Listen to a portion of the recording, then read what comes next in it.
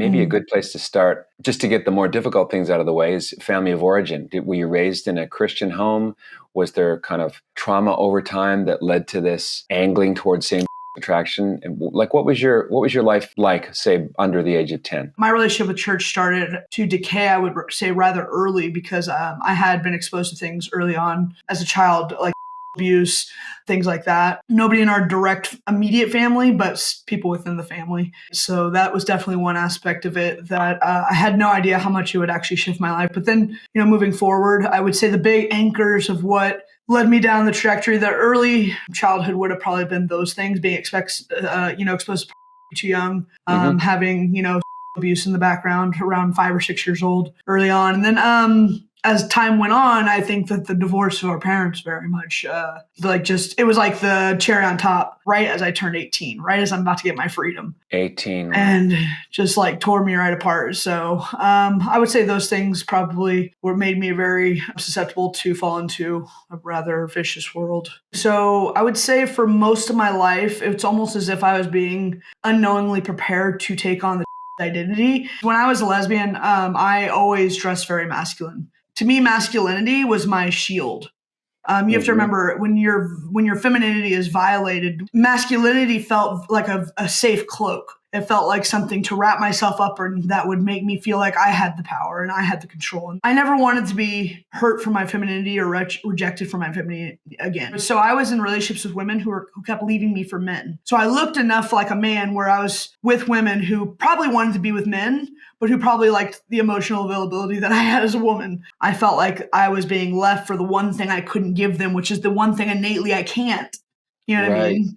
So this is the crux of your whole story. Crux from the word cross, right? Did you have a rock bottom where the only direction is up? Did you hit a wall where that crying out to God with no games, no manipulation, no conditions, just help me? What was the moment of your turning? So I actually did hit a limit, struggled with addiction for many years, in and out of rehabs, mental health hospital, all the stuff. I had finally decided that I was done with life. I was going to kill myself. And I had had that thought plenty of times before, but never this serious, because this time I sat down and I wrote letters to everybody. I mean, I was in the most immeasurable pain you could ever possibly imagine. And I just could not do it anymore. And I thought at this point, if I would always compare myself to an animal. I'm thinking, like, we put animals down when they're suffering.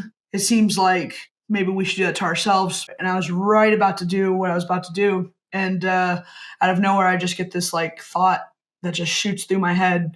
And it's just like commands attention. It's just very like, here I am. And the thought was, what if the pain doesn't end here? What if it gets worse?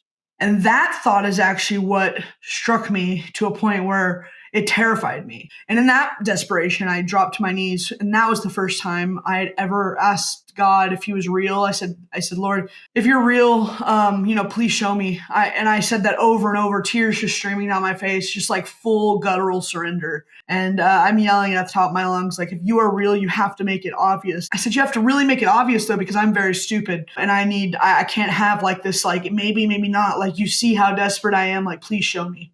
And the next day I wake up and I have a little junk drawer next to my bed. And right on top was sitting a rosary. And I'm pretty sure my brother had given it to me probably a couple of years prior, because he had converted already. But I didn't know anything about it. What I mean is, like, I don't remember the name of it. I don't remember what it's for. And I remember when I saw it, it struck me, not because I knew what it was, but because I saw the crucifix. If there's one thing that everybody knows in the world, whether you're religious or not, it is that everyone knows who Jesus is and everyone knows why, the big story, they know that he died for our sins. Long story short, I ended up finding out that it was a rosary, and that was a prayer. And mind you, I know nothing about Our Lady, like at all. I ended up finding the Sorrowful Mysteries. I wasn't even sure if I was saying it right, to be honest. I was just reading off the screen on the Google, and I'm kind of thumbing through the beads the best I can. And after I'm done praying, I felt like a pretty intense peace. Mind you, you have to remember that the day before I was trying to kill myself, and I woke up in my bedroom. I had finally had the ability to get out of bed because I was so depressed leading up to my depression. I couldn't get out of bed for days. It was the first time in my life I was completely bedridden. Like, bills were not getting paid, work was not getting done. I was done. I was really done. Yeah. I get this overwhelming feeling again, that same pull to go see a priest, but this time I was like, I need to go see a mass. saw they had a 7 a.m. mass, and I thought, well, if I don't go to the first one, I'm afraid this moment will pass and I won't feel as strongly that I need to do this. So I decided I was going to stay up. So I do that, and I get to the parish. I was utterly terrified to be there. All of a sudden, I'm getting like these intrusive like thoughts, like you don't belong here. You know, these people are going to hate you. Like, run for the hills. Like, get out of here. And it was loud. I ended up sitting in the very back row. I remember the craziest. Like, I was so afraid that if people saw me, they would like run me out. A little bench right next to the door. So it's like a good escape route if I have to leave. You have to get out of Dodge because of the judger. Yeah. Yeah. Before I know it, I caught the gaze of this little red candle at the front. It was hanging up in the very front. And man, this candle just like captivated me. Like when I put my eyes on it, I did not look away. Like I literally couldn't. And all I could hear in my head was, keep looking at me, keep looking at me. And that was the candle. Like, that's what I saw it as. So I just kept it, and I felt like peaceful. Like, where there was fear, I just felt like this, like, and it was the only thing that kept me there. Out of nowhere, I hear an organ play. And the second I hear this organ play, it was like an avalanche of emotion just like swooped over me. And I have not felt a more intense and more radical love in my entire life than that moment. It was like I was literally being held, and I just broke down. So here I am, like, wanting to be completely anonymous in the back of the mass. And now I'm weeping. And I cannot stop. And that was the moment. And from that point on, that's when I realized, oh, like, God answered my question 5 days ago. I had a question. I asked him to make it very obvious for me. It was on March 19th, by the way, 2023, which is another thing that blew my mind, because I didn't know anything about feast days. I don't know anything about any of the depth of of our faith, you know? I know nothing about it. And it was like much later that I even found out through having a text thread that it was on March 19th, 2023, which is Feast Day of St. Joseph. So you're telling me the whole entire Holy Family was involved in this? Like, give me a break. This is like, you can't make this up. And I was just like blown away by that. That's a really important thing you just said, Nancy.